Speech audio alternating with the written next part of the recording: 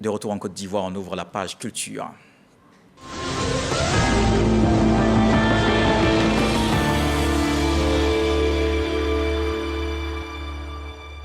Artiste plasticien, photographe, designer, textile ivoirien, Ange Frédéric Kofi en exposition. Une exposition personnelle d'œuvres d'art à Abidjan.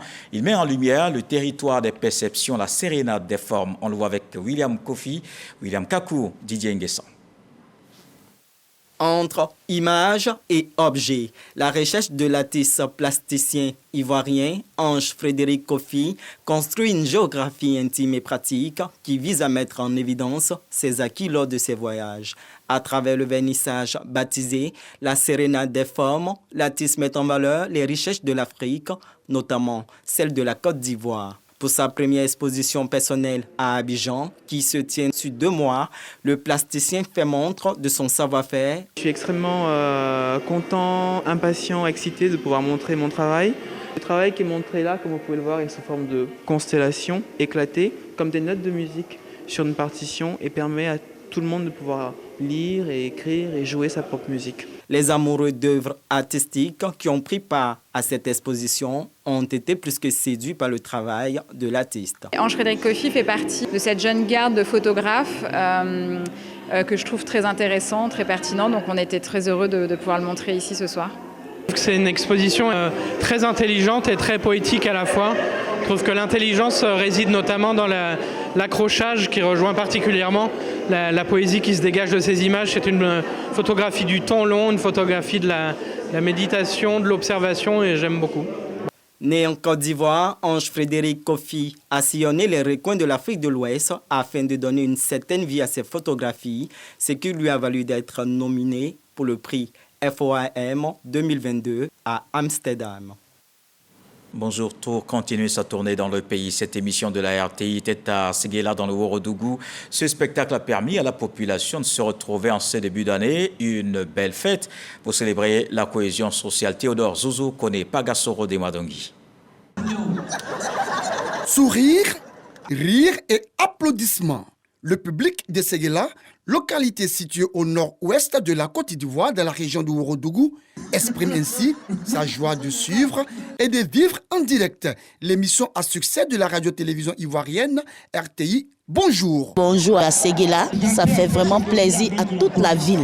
Une première à Séguéla. Au nom du directeur général de la RTI, M. Fosseni Dambélé, vous dit merci. Vous êtes resté avec nous pendant 60 années et nous avons œuvré autour de nos triptyques: informer, éduquer et divertir. C'est ça aussi, bonjour, se retrouver comme ça, en famille, dans la convivialité, dans la joie. La joie est à son comble devant l'ingéniosité et la qualité des prestations des humoristes locaux, tout comme les humoristes les plus chevronnés. Ce beau cadeau en ce début d'année du premier magistrat de la commune aux populations du Ouorodougou vise à consolider les alliances à plaisanterie interethniques et au-delà, le vivre ensemble. Après 12 mois de dur labeur, il est bon qu'on se retrouve tous avec les parents pour fêter l'année et puis se dire bonjour avec de bonnes intentions.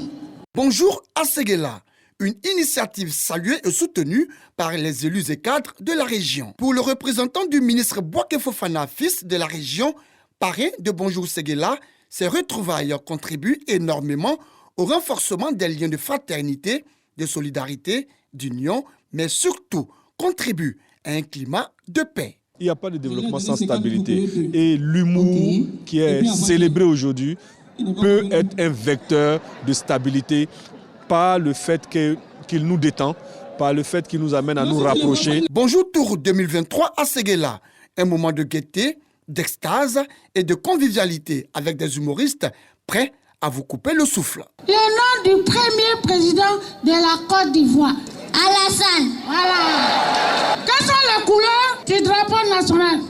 Orange, blanc, rouge. Cette occasion de communion totale entre les humoristes et la population du Ouorodougou, les autorités communales comptent remettre le couvert pour les années à venir, voire l'institutionnaliser. Et on retrouve l'invité de la page culture, pasteur Don Célestin, putsch dans l'Église, l'argent a pris le pouvoir. Alors, après la lecture de l'ouvrage, on retient une chose, l'Église est violée et violentée. Est-ce que, d'ailleurs ce sont vos mots, est-ce que vous pouvez nous expliquer de quoi il s'agit véritablement? Alors, ce qu'il faut comprendre et savoir, c'est que lorsque nous faisons une observation générale, nous nous rendons compte de comment il y a beaucoup de dérives par le biais de l'argent. Nous voyons tout ce qui se fait dans l'Église. Nous voyons comment est-ce que beaucoup de leaders se sont corrompus par le moyen de l'argent. Nous voyons comment est-ce que tout se vend dans l'Église. Les prières se vendent, tout se vend, tout se vend. Et alors on voit que la place de Dieu, elle est quasiment absente. Nous voyons comment les fidèles chrétiens sont grugés, anarqués, ça et là, comment le désarroi, il est grand. Est-ce qu'il s'agit vraiment de l'Église? Est-ce que ce n'est pas plutôt l'acte de certains individus plutôt que de l'Église en tant que telle? Mais quand nous disons qu'il y a putsch dans l'Église, nous ne faisons pas allusion à une Église de façon nommée. Nous ne sommes pas en train d'indexer une Église en particulier, mais nous parlons du corps de Christ dans toute sa généralité. Nous parlons de l'ensemble des églises, de l'ensemble des chrétiens. Voilà. Et donc pour nous, Église, la Bible nous dit que lorsque un membre est touché, c'est tout le corps qui est touché. Donc l'heure n'est pas indexé celui ou celui-là, mais l'heure a réglé le problème dans le fond. Et dans le fond et la forme, nous voyons comment est-ce que le problème de l'argent a gangréné l'Église. Mais comment on est arrivé à cette situation, d'après votre regard? Mais les facteurs, ils sont de plusieurs ordres.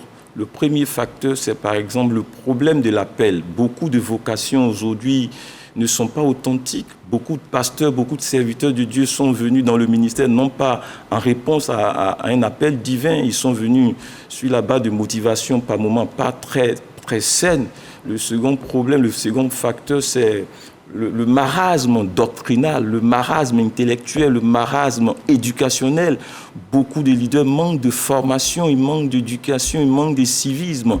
Le troisième facteur, c'est celui même je dirais même de la cupidité, le problème des valeurs. Beaucoup de leaders n'ont pas de valeur proprement dit. C'est un gros souci.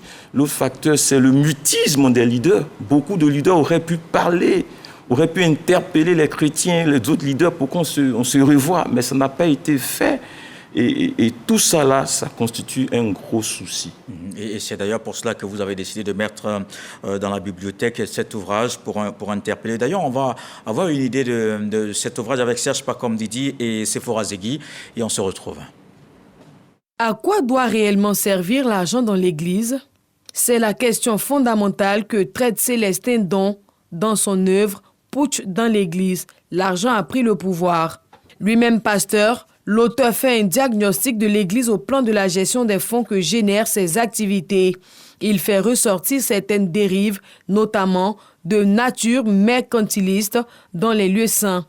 Pour l'auteur, le constat est sans appel. L'argent, le matériel ont pris des proportions démesurées dans l'Église.